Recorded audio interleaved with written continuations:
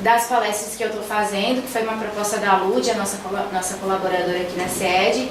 A gente vai fazer toda segunda-feira, que for a minha palestra, um capítulo do livro Jesus, a Inspiração das Relações Luminosas, de Hermance Dufault. Nós estamos no capítulo 2, né? Vá pelo caminho da religião, mas lembre-se de que sua meta é o amor. Então esse é o tema que a gente vai trabalhar hoje. Gente, tá escuro, não dorme, hein? Se sentir sono, levanta, porque eu vou chamar a atenção. Vamos lá. Eu entrei um pouquinho, gente, buscando um pouco dos significados. Porque a gente vai falar de amor e a gente vai falar sobre religião. Então a gente vai começar trabalhando um pouco o significado dessas duas palavras. Quando você vai no dicionário ou você joga numa busca na internet o significado de amor, o que aparece por primeiro e mais repetidamente etimologicamente, o termo amor surgiu a partir do latim amor, que tinha o mesmo significado que atualmente, sentimento de afeição, paixão e grande desejo. O amor motiva a necessidade de proteção e pode se manifestar de diferentes formas. O amor materno, o amor paterno, o amor entre irmãos, que é o fraterno, amor físico, amor platônico, amor à vida, amor pela natureza, amor pelos animais, amor altruísta, amor próprio e etc. Essas aqui são as definições de amor e são as definições que a gente conhece e que a gente utiliza no dia a dia, tá? Quando a gente pensa em amor, é isso aqui que vem no nosso pensamento. Então, todas as circunstâncias e situações em que usamos essa palavra. Só que eu quero chamar a atenção de vocês já desde esse início pelo seguinte: não é essa definição propriamente dita de amor que eu quero trabalhar nessa noite. Toda vez que nós falamos ou pensamos em amor, nós lembramos dessa definição, que fala de afeição, paixão e grande desejo.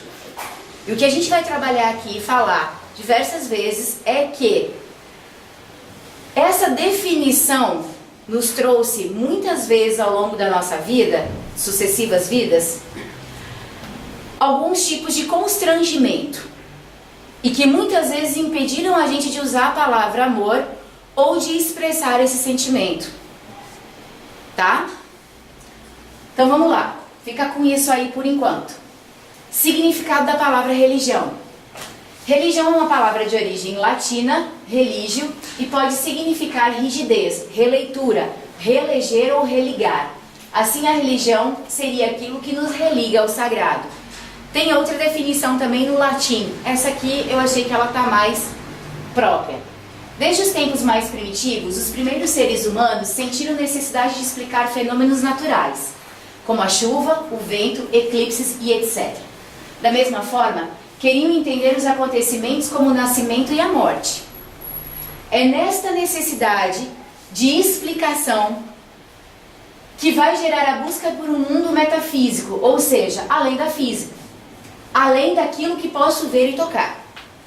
Assim como um fenômeno inerente à cultura humana, as religiões se configuram como conjunto de sistemas culturais e crenças. Possuem conteúdo metafísico, ou seja, além matéria, nos quais se busca relacionar a humanidade com o mundo espiritual. Tá vendo aqui que ele não está tratando de uma religião, de duas, ele não está enumerando, ele não está dizendo qual que é a melhor ou qual que não é. Ele está falando que é um conjunto de crenças seguidos por um determinado grupo, e que isso vem desde lá da era primitiva, onde começou a surgir esse movimento por uma necessidade de explicação. Então eles começaram a buscar essa explicação no mundo fora da matéria, no mundo extrafísico. Tranquilo? Essas definições? Beleza. Dentro desse conceito de amor, eu achei interessante porque eu descobri essa visão por vários filósofos. Muitos deles são conhecidos nossos e a gente tem algumas frases que são repetidas hoje em dia, né, diariamente, em livros, em filmes, em postagens de redes sociais. Mas eu trouxe ela porque muitos deles trazem essa ideia do significado do amor dentro daquela visão que eu falei mais de sentimento, e outros já têm uma visão mais espiritualizada da palavra. Então, para a gente começar a conversar sobre o assunto, olha só, Voltaire falou o seguinte: o amor é uma lona fornecida pela natureza e bordada pela imaginação. O que a gente entende nessa frase? Que dentro do que ele imaginava de amor, isso está dentro da natureza, como se Deus tivesse colocado essa lona acima das nossas cabeças, e que essa lona pode ser bordada por nós, conforme a nossa imaginação. Não é bonito isso? Não é lindo? E aí tem até uma pergunta que dentro do texto ele faz, que é o seguinte: como é que você tem bordado a sua lona? Né?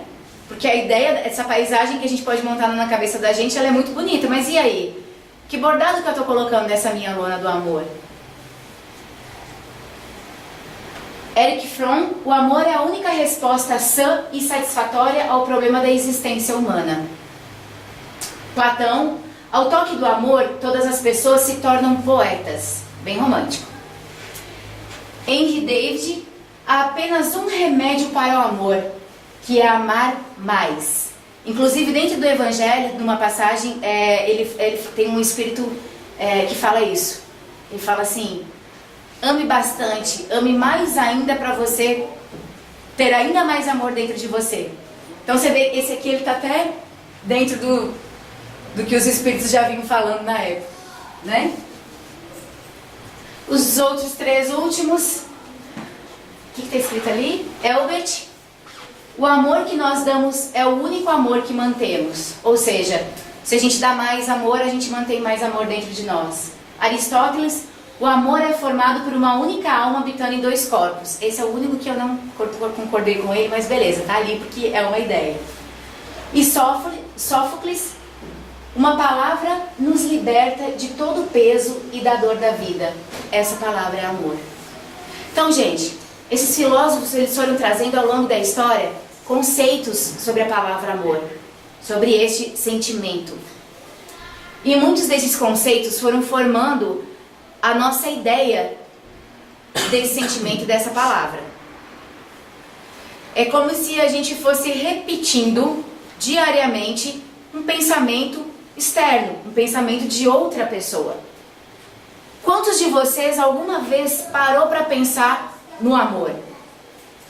Quantos de nós, muitas vezes, não se sentiu constrangido quando um amigo ou um familiar, estou falando os que não estão tão próximos, tá? Que é pai, mãe, marido, essas coisas assim, chega para você e fala assim: eu te amo.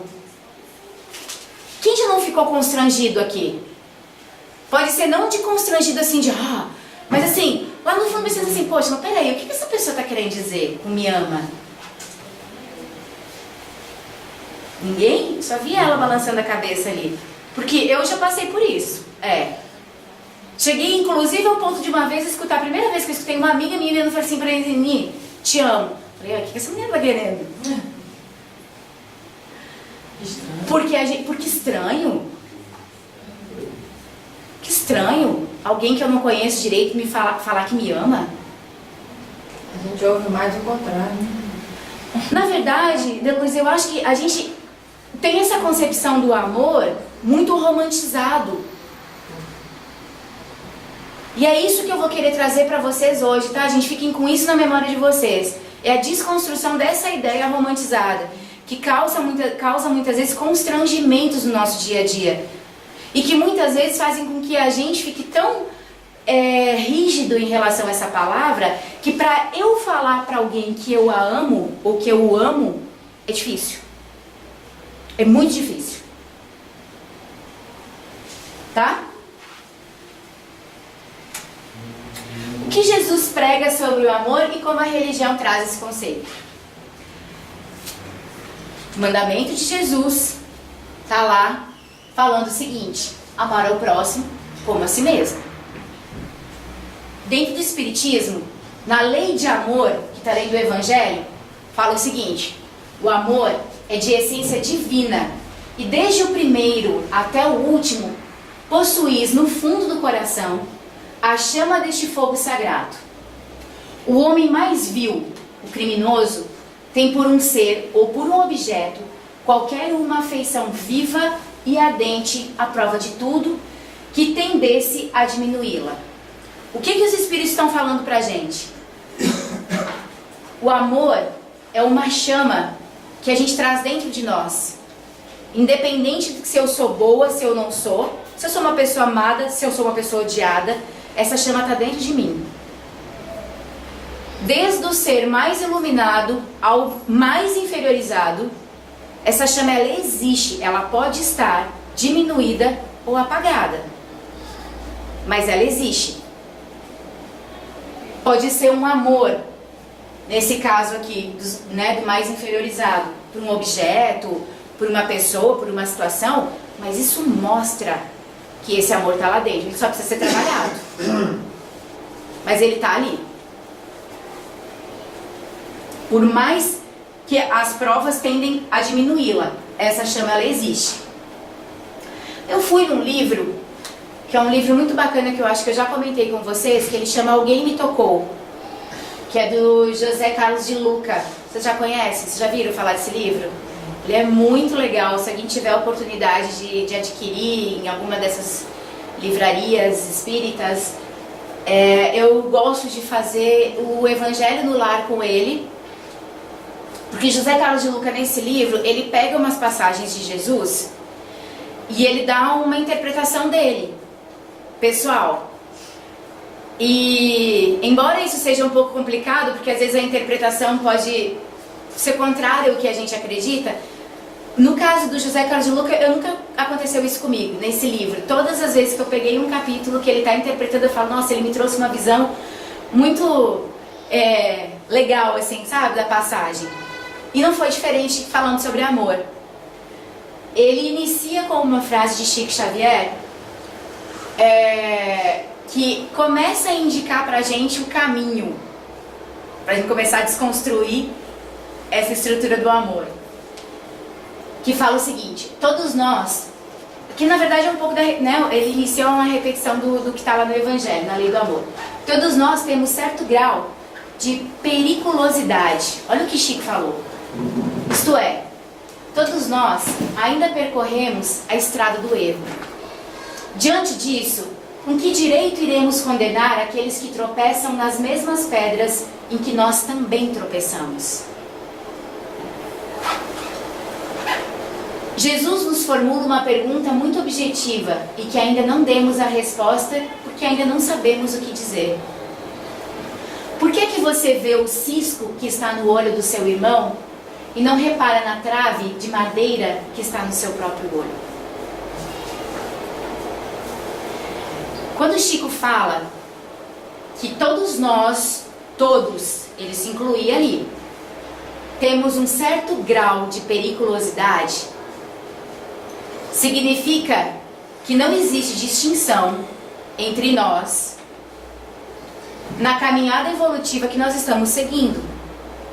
Eu posso estar um pouco melhor, mas não significa que eu fui assim o tempo inteiro. Se eu tenho consciência disso, por que eu ainda continuo julgando o comportamento do outro? Por que eu ainda continuo apontando o dedo para o erro do outro, se esse erro eu também cometi? Quem sabe até ainda não cometo. Por que, gente? Por que até hoje a gente não conseguiu explicar e dar essa resposta para Jesus? Porque a gente não sabe amar. Porque toda vez que eu aponto o dedo, que eu cobro, que eu falo mal, que eu digo que está errado e condeno esse estar errado, porque uma coisa é você dizer que está errado e ajudar a consertar, né? E outra é você dizer que está errado e não fazer nada para melhorar. Eu estou deixando de praticar a lei do amor. E aí, eu estou deixando de praticar um dos mandamentos mais importantes que Jesus Cristo trouxe para a terra, que foi amar ao próximo como a si mesmo. Eu não tive que em algum momento da minha história contar com o apoio e a compreensão de outras pessoas de erros que eu estava cometendo. Então chega um momento que eu preciso fazer o mesmo por outra pessoa. E aí esse amor começa a funcionar. Esse amor começa a fluir. Ele começa a tomar uma proporção na vida da gente que ele sai daqui de dentro dessa noção de paixão, de afeição, de afetividade pura e exclusivamente. Ela passa por uma questão de aceitação. Eu aceito. Eu aceito que você seja desse jeito. Eu posso não concordar, mas eu aceito. Eu aceito que você hoje dá conta disso. Eu vou te ajudar para que você encontre outros caminhos. Eu começo a tirar ele aqui de dentro. Ele deixa de ser aquela paixão de eu amo,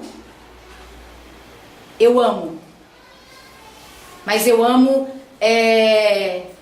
dentro da paixão, eu amo dentro do desejo, eu amo dentro do sentimento de posse, de ter por perto. Vamos voltar lá. Nós rejeitamos o pecado e o pecador. Embora, curiosamente, sejamos tão pecadores quanto aqueles que condenamos. Frase do De Luca. Voltando para o Evangelho, amar, no sentido profundo da palavra, é ser leal, probo, consciencioso, para fazer aos outros o que quereria para si mesmo. É o que a gente falou. É procurar ao redor de si o sentido íntimo de todas as dores que oprimem vossos irmãos, para abrandá-las. É encarar a grande família humana como a sua. Porque essa família vós a encontrareis em um certo período em mundos mais avançados, e os espíritos que a compõem são como a vós, filhos de Deus, destinados a se elevarem ao infinito. Vamos por partes. Essa parte do De Luca a gente já tratou. Nós ainda rejeitamos o pecado e rejeitamos o pecador.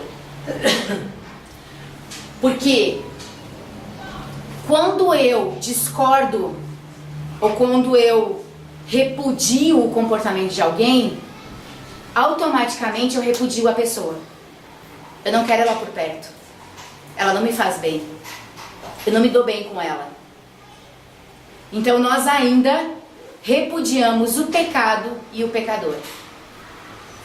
E aí, usando a religião um pouco nisso, gente, nós temos vários exemplos de algumas linhas de crença que seguem esse tipo de comportamento. Vou dar um exemplo. Eu não gosto de espírita. Eu acho que espírita é macumbeiro.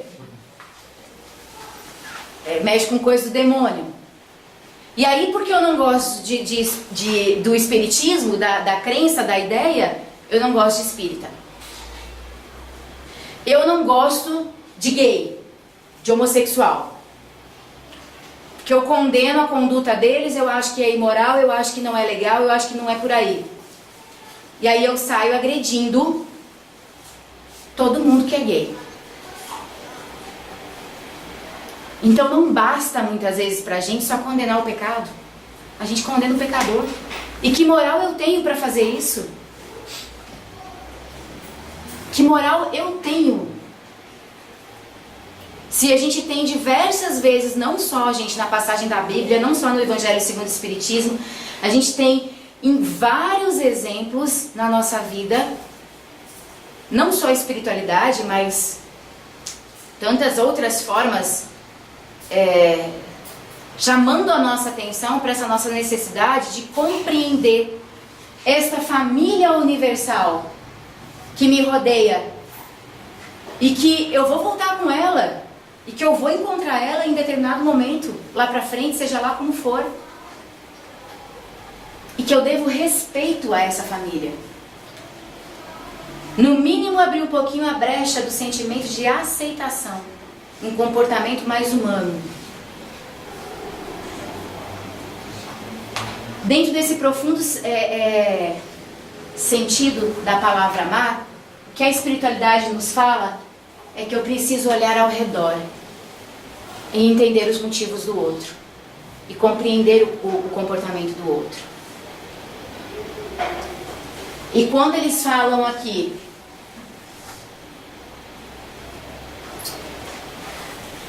que eles são como vós, como nós, esses que a gente condena, esses que a gente fala que está errado, eles são como nós, filhos de Deus, destinados a se elevarem ao infinito. E quando ele fala isso,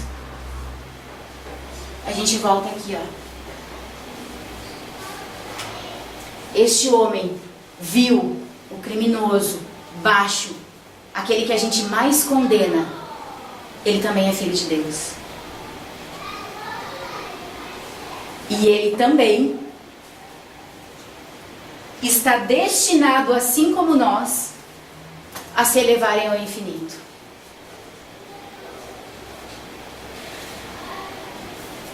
Eu tomei muito cuidado para falar sobre isso, mas eu tenho que falar. Enquanto eu fui fazendo a palestra, estudando, lendo e tentando imaginar o que eu ia abordar com vocês em cima desse tema, não deixou de vir na minha cabeça as nossas eleições desse ano, gente. E eu não quero entrar no mérito de quem é melhor e quem é pior dos nossos candidatos. Eu quero trazer aqui para vocês uma interpretação minha, tá? E uma consciência minha do que eu estou buscando na minha vida. De base desse conhecimento. De posse desse conhecimento. Aceitando, compreendendo e tentando seguir isso aqui. Eu não consigo aceitar uma condição que vá contra tudo isso que está sendo falado aqui. Do amor ao próximo. Da aceitação do diferente. Então o que eu queria dizer para vocês é cuidado na hora de votar. Cuidado, leiam, interpretem as intenções dos candidatos, vejam o que isso poderia trazer de situação para o Brasil. Porque se a espiritualidade, se Jesus, eles estão há tantos anos tentando trabalhar para desenvolver em nós a amorosidade, a aceitação, eu não digo aceitação na passividade, tá, gente? Vocês entendem isso, né, quando eu falo. Por que a gente vai inflar? Para que a gente vai colocar gasolina nessa fogueira? Entende? Eu acho que o caminhar da humanidade, ele busca uma humanização, um entendimento do todo como seres filhos de um único Deus, com esses direitos, a evolução. E então, quando eu tenho essa compreensão, eu entendo que todo mundo tem direito a uma segunda chance. E aí aquelas frases de ódio que a gente escuta muito assim, bandido bom, bandido é bandido morto, não cabe mais em mim. Entendeu? Não. Porque bandido também é filho de Deus. E ele passou pelas mesmas quedas que a gente já teve. Ou vocês acham que todo mundo aqui foi santo a vida inteira? Ainda vão passar. E ainda vão passar. Gente, eu não estou querendo dizer que não é para ter lei. Eu não estou querendo dizer que não é para ter julgamento. O que eu estou querendo dizer é cuidado com a aplicação desse julgamento que nós achamos que é justo. E se eu ainda guardo dentro de mim essa ideia de que bandido bom é bandido morto, tem duas situações aí. Primeiro, que a gente está dentro de um centro espírita e a gente entende que existem vidas após essa. Então, se o cara morrer hoje, banana, ele vai continuar como espírito fazendo as mesmas coisas que ele fazia, até pior. Porque aqui ele tem o olho de todo mundo olhando, como espírito não tem. Primeira coisa. E segunda coisa, que a gente está voltando para a época da barbárie. Não faz sentido. Ah, nisso aí qual é a solução? Não sei. Não sei. Mas eu tenho fé. Eu tenho muita fé, gente, sinceramente falando. Em que eu acho que esse amor, ele tem sido falado tantas e tantas vezes, em vários meios, de várias formas. Eu nunca... Talvez assim, eu esteja escutando mais e mais falar sobre amor hoje do que alguns anos atrás. Tamanha a nossa necessidade de descobrir essa palavra. Então, assim, eu acho que a evolução do planeta, das pessoas, da civilização, ela está caminhando. E a gente precisa de um pouquinho mais de fé. Na humanidade, em Deus, na espiritualidade, em tudo. Mas aí você vai falar de amor e a gente, se for falar de política... mas... No atual momento. Mas o que eu tô querendo dizer é o seguinte... É o contrário de amor pra mim, né? Pois é, mas é isso que eu tô querendo te dizer. Por que não pode ser o contrário de amor? Pra mim as coisas não se misturam, né? Por quê? Porque a gente quer uma pessoa íntegra. O que falta no nosso país é integridade. Uma pessoa que não se venda. Aí tem amor ao próximo, no sentido de querer unir, não de trocas de favores. É isso que eu acho que o Brasil mais está querendo. Talvez por isso que o mais bem votado está nessa situação. Mas você concorda? Íntegro, no sentido de não vendo as minhas ideias. Eu sou assim. Se vocês quiserem, eu vou ser desse jeito. De tanta gente ouvir que fala isso, chega na hora, é o contrário, hoje a gente acaba querendo isso. Fala, não, eu prefiro saber com quem eu estou lidando do que um político. E você sabe com quem que você está lidando? Eu acho que... Você nunca vai saber. Segura aí. Eu acho que é um pouco mais do que isso, né? Eu me espantei muito quando eu descobri que Adolf Hitler era abstêmio, vegetariano, honesto. Então, a integridade moral, né, da pessoa que vai nos liderar, ela tem que ser um pouco além do que simplesmente a honestidade. E outra coisa que eu tô querendo trazer aqui, gente, é o seguinte. Eu não posso falar por ninguém.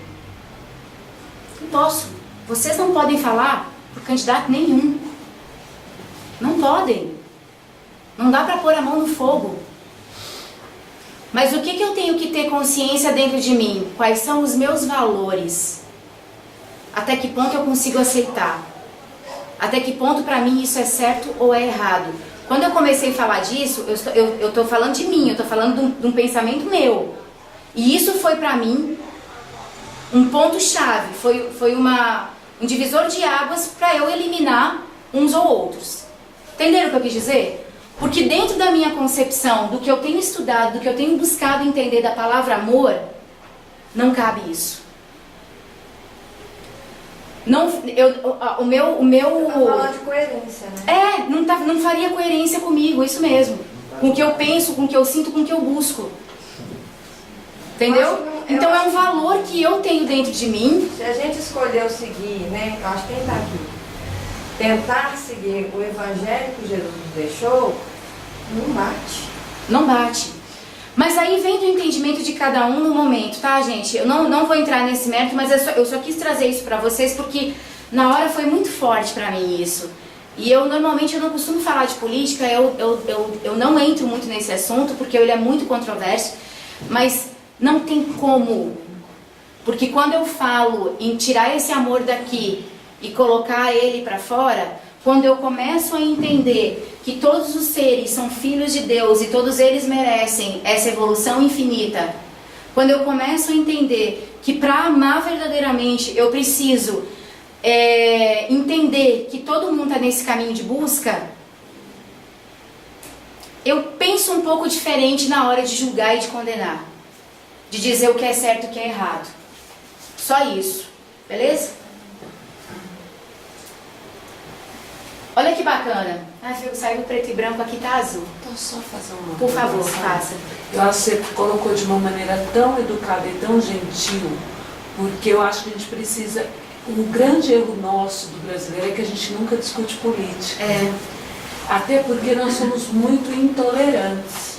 E eu acho que, mesmo de uma forma muito, nem que seja assim, né, uma pitadinha, precisa trazer algumas reflexões, né, para a gente aprender a ver e a discutir outros lados.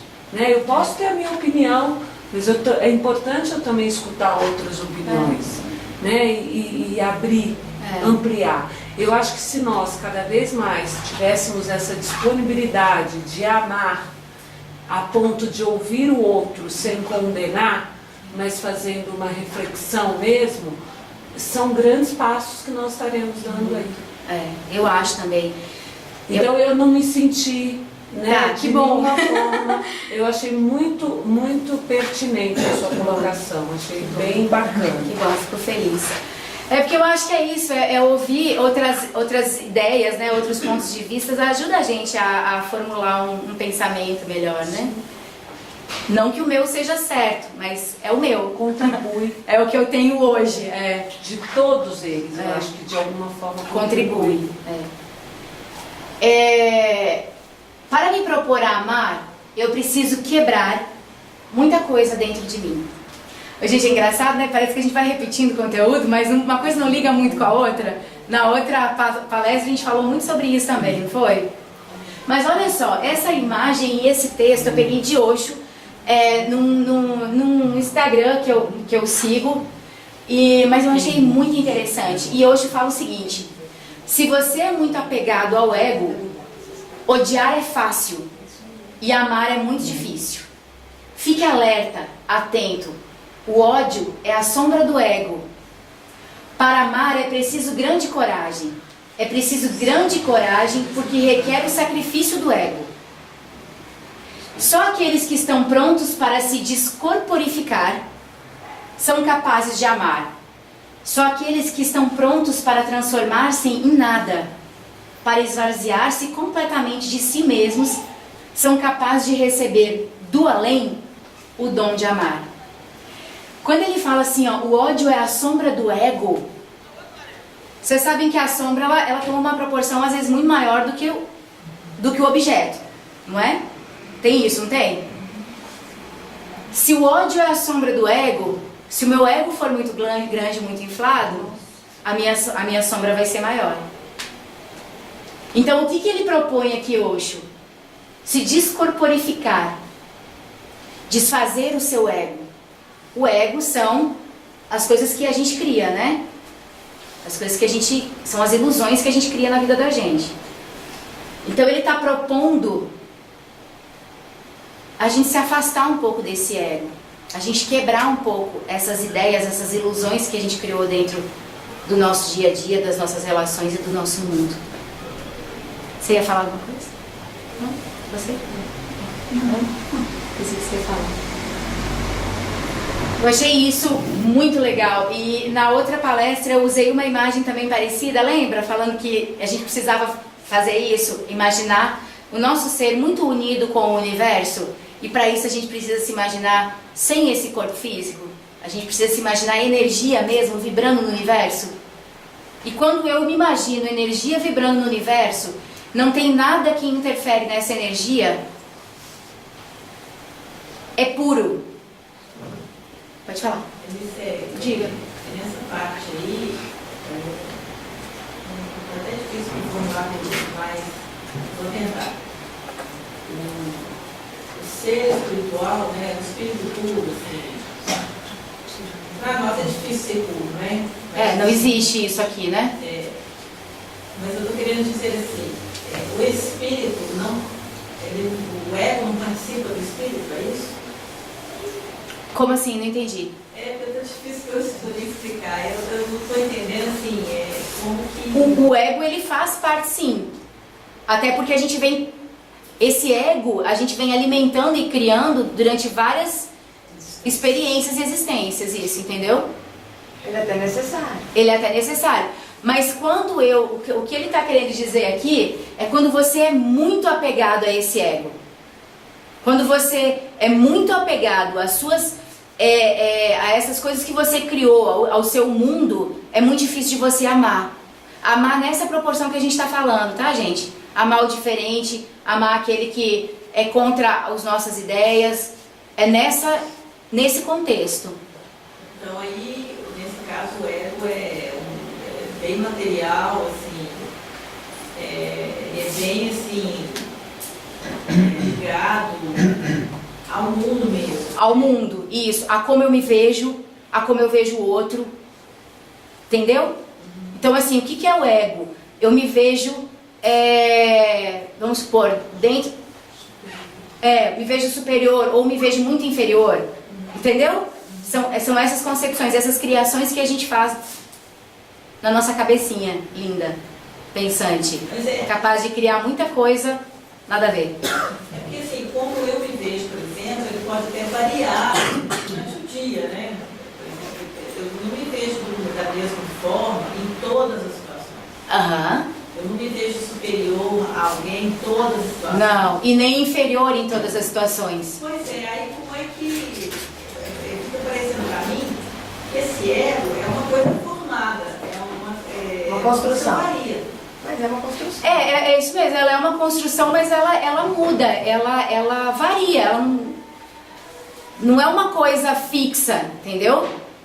Vem muito também do seu momento, do estado que você tá, mas ela não é a realidade, entendeu? Por isso que é vulnerável. Então assim, eu posso nesse momento estar me sentindo um grãozinho de areia, mas não é a realidade isso. Em outros momentos eu posso estar me sentindo o rei, a rainha, a última bolacha do pacote. Mas é isso que é o ego, entendeu? Aí essa essência é o que essas linhas de pensamento, de Osho e tudo mais, eles colocam muito pra gente. Que através da meditação, da reforma íntima, a gente vai entendendo quando que eu tô saindo da minha realidade, entendeu? E eu tô colocando numa situação que não é legal, que não é real. Isso pode me trazer o sofrimento em alguns momentos, outros não. Mas eu preciso compreender esse ego. Eu preciso entender que ele existe. E muitas vezes eu preciso conversar com ele. Bater um papo com ele, sabe? Saber como é que ele tá, de onde é que ele tá vindo, por que ele tá se sentindo assim.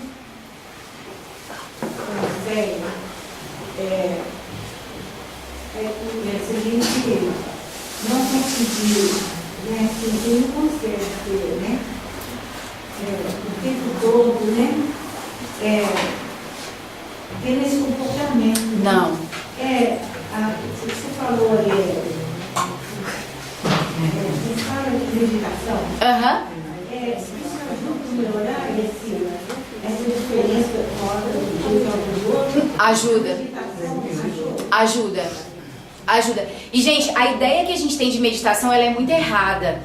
Ontem eu tava conversando com uma mulher lá no Mercado da Boca, e o Mercado da Boca é legal porque você senta numa mesa com várias pessoas, né? Vocês já foram? É muito interessante, você senta na mesa com várias pessoas. E pra comer, pra beber, passar lá o dia. E aí a gente puxou o assunto com uma moça que tava do lado, ela corre, ela é mãe de 2 filhos, casada, não sei o que, corre, é maratonista. E aí a gente trocando uma ideia sobre meditação, ela falou assim, eu não consigo meditar porque eu sou muito agitada. Eu falei, mas você corre. E quando você corre, é uma forma de você estar meditando. O que é a meditação, gente? É eu trazer a minha consciência pro agora. Pra ação, pro momento. Tem vários tipos de meditação, tá? Que agora a gente não vai poder entrar nesse mérito, até porque eu também não sou a melhor pessoa para explicar isso. Eu acho que tem que ser uma pessoa que tem mais know-how para esse tipo de situação. Mas eu descobri uma facilidade em mim de meditar. Eu não tenho um horário certo, muitas pessoas conseguem programar. Mas eu sinto que se eu chego em casa à noite, eu estou muito agitada, alguma coisa não está certo. Então eu abaixo a luz da sala, acendo uma vela, ponho meu tapetinho de yoga, sento em posição de meditação, começo a trabalhar a respiração, até que as coisas acalmam. Muitas vezes eu vou além, eu procuro buscar no meu dia o que foi que aconteceu, procuro buscar nos acontecimentos se tem alguma coisa que despertou em mim um aumento desse meu ego e fez me tirar do trilho. Muitas vezes não, eu só faço movimento de respiração e eu consigo voltar no equilíbrio e aí eu vou dormir. Então assim, são várias situações, entendeu? A gente precisa estudar mais, ler mais sobre isso, porque eu acho que essa linha de pensamento tem muito a contribuir pra gente. Muito. E ajudar a nos vermos fora do que é uma realidade que a gente acredita que é. Fora Entendeu? do espelho, né? Fora do espelho. É. Eu acho muito legal. E eu achei interessante isso. Porque você viu o que ele falou? Para eu poder amar verdadeiramente, eu preciso me desapegar de tudo isso que eu criei pra mim. Que muitas vezes não é tão legal. Eu preciso desapegar. Vá pelo caminho da religião, mas a sua meta é o amor. Essa imagem aqui pra mim é a melhor de todas. Também, por favor, não se ofendam, mas eu achei muito maravilhosa. Essa é uma frase de Maria Modesta Cravo, dentro do livro, que é uma contribuição que ela deu, e ela fala o seguinte: a religião é a ferramenta, o amor é a obra. Então, você usa a religião como ferramenta, mas você constrói o amor. A religião ilumina, o amor liberta. A religião orienta, o amor cura. A religião é conhecimento, o amor é transformação. Então, entrando um pouco nessa questão da religião, gente, independente da religião, da linha de pensamento que você seguir, o seu objetivo ali é se tornar um ser melhor, mais compreensivo, mais humano, independente da religião. Só que a religião, ela é o caminho, ela te dá a ferramenta. Mas ela não é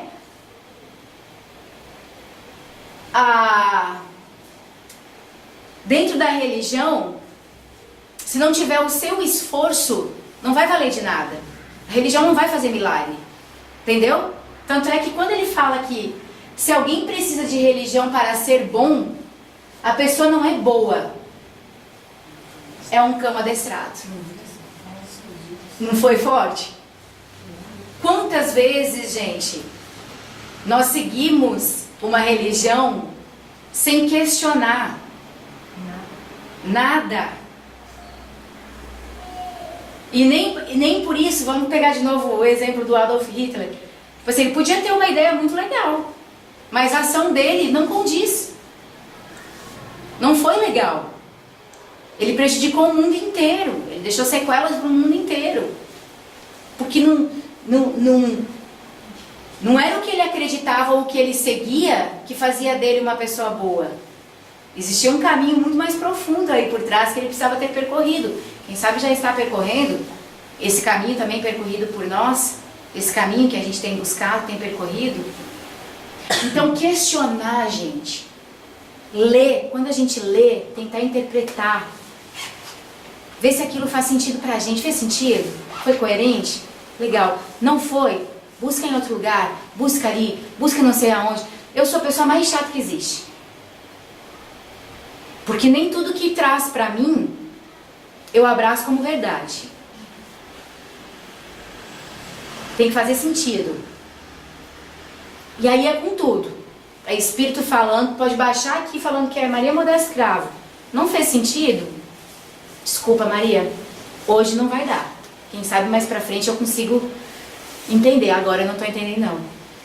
Eu acho que a importância da religião é você entender que você é parte dela. Então, a partir do momento que você adquiriu um conhecimento, se transformou, você também torna-se parte colaborativa daquilo. Não precisa enrijecer. Não. É uma ferramenta colaborativa mesmo. Colaborativa. Então, a Mutável, né? não é uma coisa que começou lá nos primórdios, mas ela evoluiu. Então, hoje ela precisa da nossa colaboração.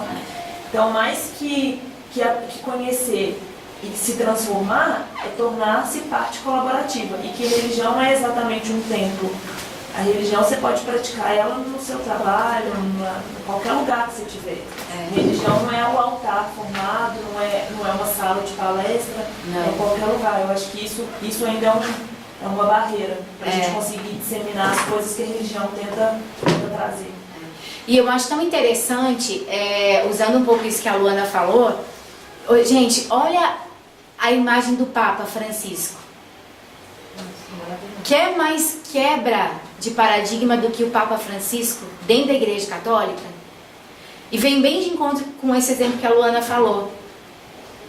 ele está mudando a interpretação das coisas dentro da igreja dele. Ele está buscando a coerência. Ele está buscando mostrar para as pessoas que, gente, ok, a gente já fez muita coisa errada sim, a igreja já errou muito, mas agora a gente está entendendo que precisa pensar desse jeito. Vamos pensar junto?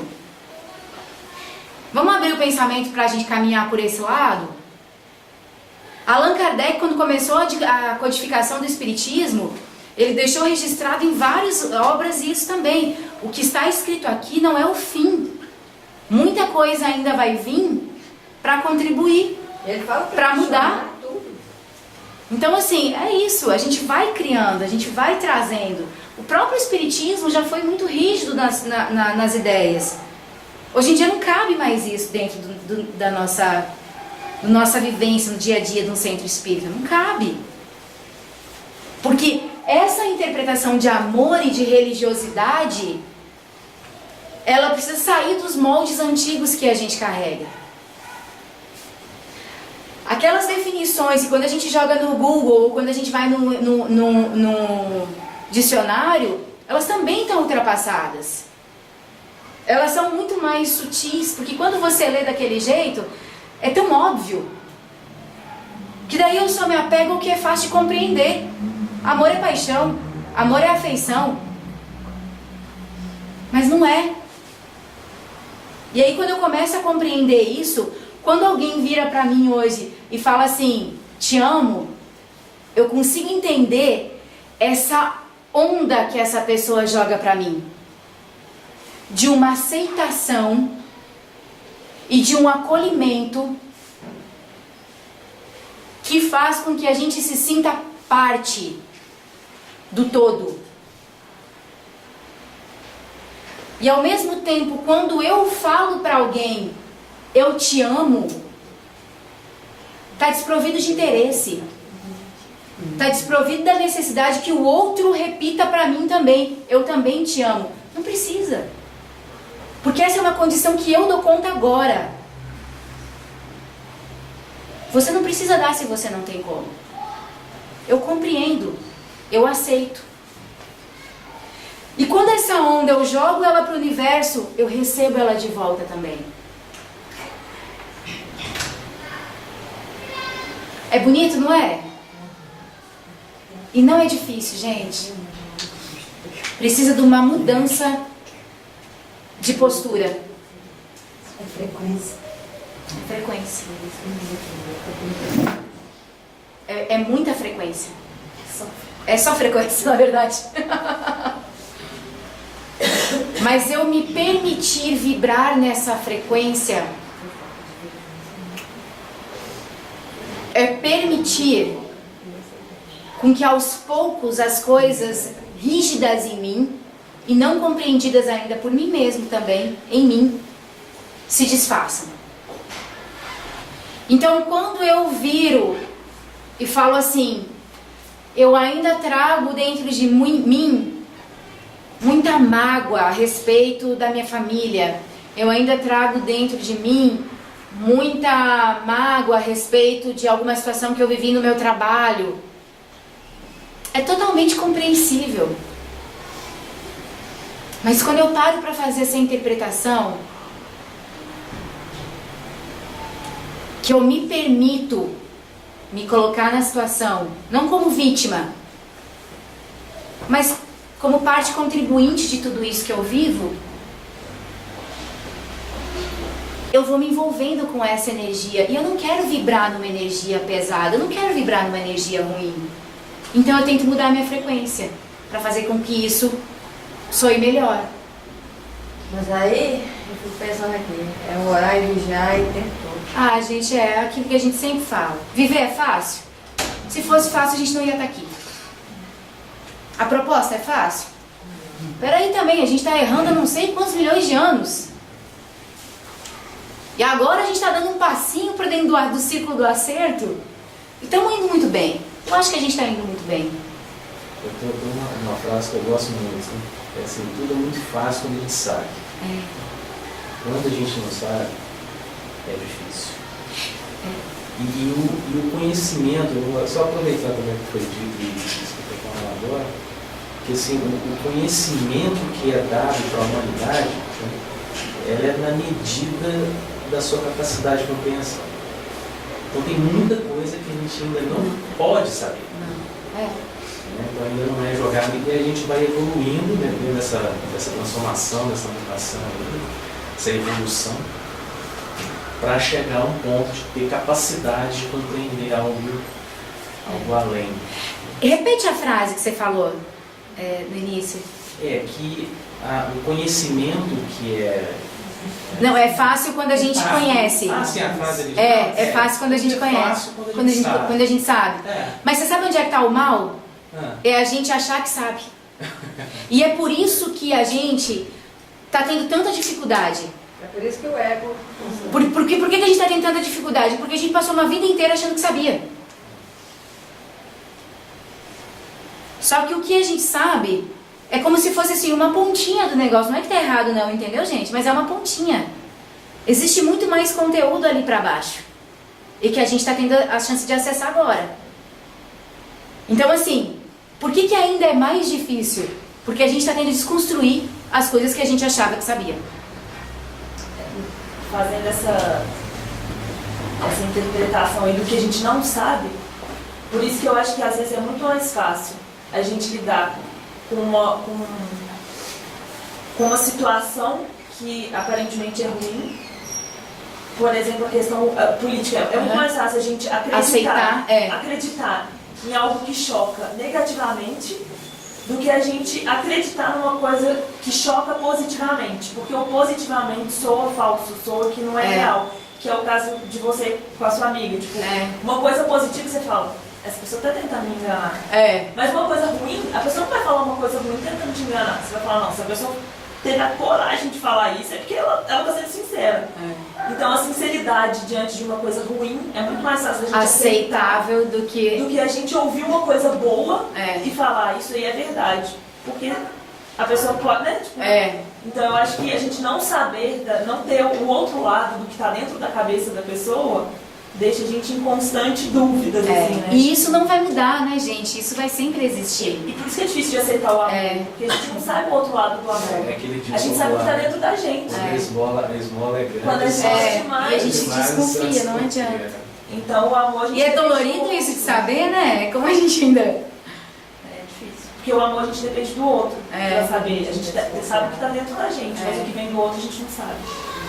Por isso que essa ideia do amor que a gente precisa mudar ela, né? O amor, ele não é só o que está dentro de mim. Eu preciso compreender esse amor que eu tô visualizando. O que eu tô jogando pro universo. Não é só o que está aqui dentro de mim, não. Não é fácil, gente, mas é o caminho. Eu vou falar pra vocês que assim...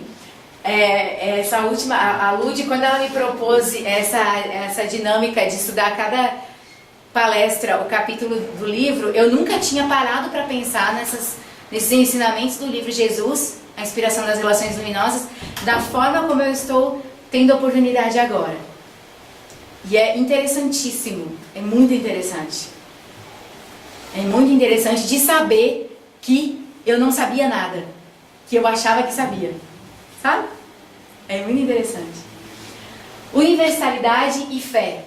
Essa figura também é ótima. Existem mais de 6.000 deuses mundo afora. Quem te disse que o seu é o verdadeiro? Existem mais não sei quantas mil verdades sobre o mesmo assunto. Quem te falou que a sua é a verdadeira? Ou é a mais correta? Intolerância de qualquer tipo é crime contra a livre expressão da vida que pulsa em cada um de nós. Qualquer tipo de intolerância é crime, gente. Vai contra essa nossa liberdade como filhos de Deus, espíritos de uma família universal, com os mesmos direitos e os mesmos deveres, as mesmas obrigações. Destinados a se elevarem ao infinito. E toda vez que eu trato com intolerância, seja em qual for a situação na vida, tá? Não é só religiosa, não. Eu mato um pouquinho do amor que existe no outro. Eu apago um pouquinho mais essa chama que os Espíritos falaram no Evangelho, na lei de amor. Com a intolerância, eu mato no outro e apago um pouquinho em mim também. Aí eu brinquei aqui que eu falei assim, Voltaire me representa. Voltaire, né? Sei lá como é que fala. Voltaire me representa. Vocês sabem que eu sempre trago um textinho que eu fiz em algum momento da minha vida, né? E eu achei que o meu texto teve muito a ver com a fala dele, com a interpretação dele sobre amor. E nesse momento, nesse dia, que eu não lembro quando é que foi, em que ano foi, mas eu lembro que eu acordei, gente, vibrando muito nessa palavra amar. Muito. E eu passei assim um dia inteiro com ela na minha cabeça. E as informações vinham e as palavras vinham. E eu falei, gente, alguma coisa aí eu estou precisando ver de forma diferente. E aí vem esse texto que fala assim: tem alguns dias que este verbo não sai da minha cabeça, mas não no tom romântico que a palavra emite ao pensar de forma corriqueira. Ele se expressa em mim de uma forma mais ampla. Amar para poder perdoar, para tolerar, para ter paciência. Amar para suportar as injustiças e os desequilíbrios que todos carregamos e apresentamos para o mundo.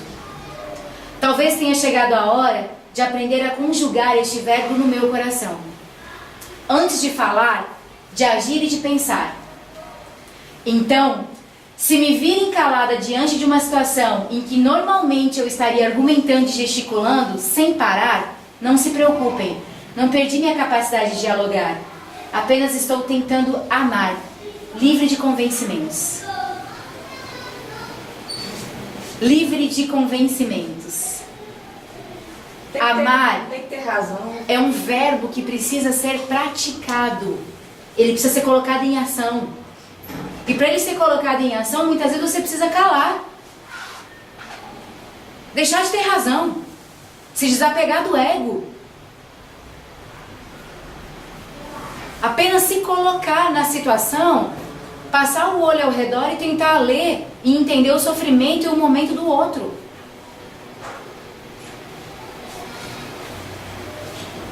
Eu achei muito engraçado porque assim, então se me virem calada diante de uma situação em que normalmente eu estaria argumentando e gesticulando, porque eu sou dessas, não se preocupem. Eu só estou tentando amar. É preciso calar, gente. Escutar. Às vezes até intimamente soltar esse eu te amo, não precisa nem ser em voz alta, não. Imaginar essa onda tomando conta, inclusive das situações e dos lugares onde a gente está vivendo um conflito muito grande. Amar é um verbo que precisa ser colocado em prática. E o convite está sendo feito de diversas formas, em diversos locais, por diversas pessoas, por diversos espíritos. Nunca se falou tanto nesse significado como nos últimos tempos. A nossa corrida está grande, mas a gente chega lá. Alguma coisa que vocês queiram colocar, que vocês queiram trazer de contribuição? Foi tranquilo? Foi coerente? Se não foi, fiquem à vontade para falar, que a gente pode trocar e discutir. Não veio trazer verdades, viu, pessoas? Que nem eu falei para vocês lá no início. Eu trago muito do que eu penso. Eu trago muito de coisas que eu comecei a ver de forma diferente do que eu via. Não necessariamente são as verdades para todo mundo, mas são as minhas verdades hoje em dia. E quando eu busco outros textos, outras fontes, e eu vejo que casa tão direitinho, eu consigo perceber que eu estou pelo menos indo por um caminho um pouco mais acertado. Depois de tanto tempo, talvez, errando, eu esteja começando a abrir um processo de acerto, que não vai ser concluído nem nessa, nem em outra existência, mas eu sinto que eu tenho um amparo muito grande para ir quebrando um pouco dessas arestas que as sucessivas experiências reencarnatórias me colocaram e eu construí. E compreender isso, gente, de que nós somos esses espíritos que precisam dessa desconstrução, é o início desse processo. Eu queria voltar. Mais alguém tinha que falar? Não, pode falar. Eu queria voltar naquela questão da web, que para mim ficou muito claro. A gente não vai esgotar ela aqui, tá? Tá. A questão de quebrar esse porque para mim, eu entendi assim, quebrar é uma coisa que está rígida, né? Então tira a palavra quebrar. Porque se o ego varia, para eu quebrar um negócio que varia, não é rígido, né? É flexível, né? Entende? É porque você está pegando você está pegando o significado da palavra quebrar. Tira o quebrar. Talvez use o desconstruir. Tá? Eu preciso desconstruir algumas ideias. Vamos tirar o ego também. Vou colocar questionar. Desconstruir. Vamos começar com questionar, então? Primeiro eu preciso Tá. questionar para depois... Vamos começar a questionar algumas verdades que a gente tem na nossa vida. Algumas visões que a gente tem do mundo, das pessoas e de nós mesmos. Crenças. Vamos. Quando você analisa isso, você entende que muitas vezes você usa isso como proteção, como fuga. Mas aquilo não é uma verdade de fato. Quando eu acho que eu sou má, em essência eu não sou má. Eu fui má em algum momento, em essência eu não sou má. Mas se eu tenho essa crença, essa verdade dentro de mim, e eu alimento ela, aí já começa a formar o ego, entendeu? Fica um pouco mais claro? A relação com o amar é que não ficou claro, do ego com o amar. Porque se o ego são ilusões que a gente cria a respeito de nós, a respeito do mundo, das situações, e nem sempre essas verdades, essas ilusões estão corretas, mas eu me fixo nisso, e não aceito nada contrário a isso, eu não estou amando. É muito mais difícil de eu amar. Me fecho, né? Porque a proposta do amor que a gente trouxe para trabalhar aqui hoje é justamente o contrário. É aceitar. É começar no processo de aceitar. Pelo menos aceitar, começar a entender. E não excluir. Mas o ego não é fácil de entender, gente. Por isso que eu falei que assim, a gente não vai esgotar isso aqui, porque eu também não sou a pessoa mais indicada para falar sobre isso. Porque eu compreendo hoje isso, mas demorou muito para eu compreender. Mas existem pessoas muito mais gabaritadas para poder falar sobre esse assunto. Porque entra numa outra linha de pensamento, de crenças, de visão e conhecimento.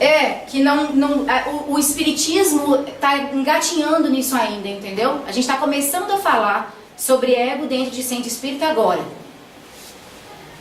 Porque isso vem de outras linhas de pensamento. Doutor José Lacerda de Azevedo era o presidente da Hospital Espírita de Porto Alegre. Uhum. Ele tem aquele livro Espírito e Matéria. É. Ele fala que o ego é totalmente materialista. Então ele tem um corpo molecular formado pelo corpo físico, duplo etérico, o perispírito e o mental inferior. Uhum. Ou seja, faz parte do espírito. Não vai além disso. É. Agora, traduzindo isso aí, a cada encarnação nossa, a gente monta uma personalidade. A personalidade nicéia não é a personalidade da sua vida passada. Isso. Então, essa personalidade, ela hoje tem uma direção, tem uma composição e tem uma influência. As outras encarnações que nós temos para trás, desde a nossa existência, Também tem. ela vem colocando essas personalidades num pacote só, dentro de nós. Elas vão se complementando, Se complementando. Integrando. Por isso que às vezes a gente tem um conflito com a gente mesmo. Às vezes uma personalidade hoje, você com esse entendimento, entra na frequência de uma outra personalidade que está lá dentro, que era totalmente contrária. Às vezes, por exemplo, era uma testemunha de Jeová, hoje você é espírita. Essa personalidade vai estar sempre em conflito. Então o que a gente tem que fazer com esse tal de ego? É educá-lo. Tornar-se uma só personalidade. Quando Jesus fala, eu e o Pai somos um, é porque ele transformou todas as personalidades dele numa só. Eu vou além até disso que o senhor está falando. Além de eu compreender essas personalidades, e para isso eu não preciso voltar nas minhas vidas passadas, eu não preciso nem saber o que eu fui em outras vidas. Porque o que eu carrego hoje aqui, que é o somatório de tudo isso, já me diz muita coisa. É fruta. Então se eu parar e analisar isso com cuidado, eu já consigo entender muita coisa. Não preciso nem querer saber quem eu fui em outra vida, não. Mas a vida, essas personalidades, elas se refletem. Mas o que eu quero dizer é o seguinte, assim... O sentimento dela é em nós. Mas como ela está aqui presente hoje, o que eu quero dizer é o seguinte, eu não preciso fazer uma regressão para saber o que eu fui em outras vidas, é isso que eu quero dizer, entendeu? É só você ficar atento às suas reações hoje. Por exemplo, se eu era muito orgulhosa e ainda sou, eu estou atenta para isso, eu vou começar a trabalhar. Vai começar a trabalhar isso. E você vai começar a entender que isso foi uma construção feita por você. Não é que é errado, né? Entendeu? Mas são as minhas vivências. Isso. Né? São as experiências que comporam o espírito que você é hoje, o entendimento que você tem hoje. Então, quando ele fala lá, Osho, que quando você se apega demais a essas coisas, e você não abre brecha para outras situações, é muito difícil de amar. Você não cresce, você não evolui. Você tá fechado ali naquilo. Então ele fala assim, quanto mais você compreender isso e tentar entender e tentar ir amenizando essa situação, você vai abrindo espaço para você aceitar e trazer mais o diferente para perto de você, compreender melhor. 9h20. Não vai encerrar aqui, tá? E eu sugiro você procurar algumas literaturas que tratam sobre isso, que vai te ajudar a entender melhor. Que não é fácil realmente não, tá? Mas eu quis trazer, porque também é uma visão diferente da nossa. E eu acho que essas visões diferentes da nossa, elas complementam o conhecimento e o aprendizado. E é importante. É importante a gente buscar em outras diretrizes as explicações e compor isso que a gente está tentando entender, né? Que às vezes em outro vai ser mais fácil da gente compreender. Gente, eu vou encerrar com essa prece aqui e aí a gente já vai se preparar para o passe, tá? Então, essa prece ela diz assim, falando com Deus. Mestre Jesus, rogamos que não nos abandone nunca e que nos ajude a sermos criaturas melhores, porque sozinhos somos incapazes de prosseguir. Perdoa todo o mal que fizemos aos nossos semelhantes, mas se ainda o fazemos, é porque não descobrimos como nos amar verdadeiramente, Senhor. Ajuda-nos. Que as provas da vida, verdadeiros ensinamentos em nossa caminhada, venham sempre acompanhadas de muita força e esperança, de que tudo acontece sob seu olhar caridoso. Esteja conosco, Senhor. Proteja não só os nossos familiares e amigos, mas também a todos aqueles que neste momento não nos compreendem e no seu íntimo desejam o nosso mal. Pois eu sei, Senhor de luz, que talvez eu tenha contribuído para que isso acontecesse. Perdoa-nos. Que os meus olhos sejam capazes de ver a vida da forma como Tu nos ensinou. Que meu coração seja capaz de amar da forma como o Teu nos ama. E que minhas palavras curem, assim como a Tua ainda faz com as nossas imperfeições. Que toda a luz da sabedoria divina ilumine os caminhos de todos nós. Que assim seja. Obrigada. Vamos ficar só um tantinho aqui que eu vou ligar uma musiquinha.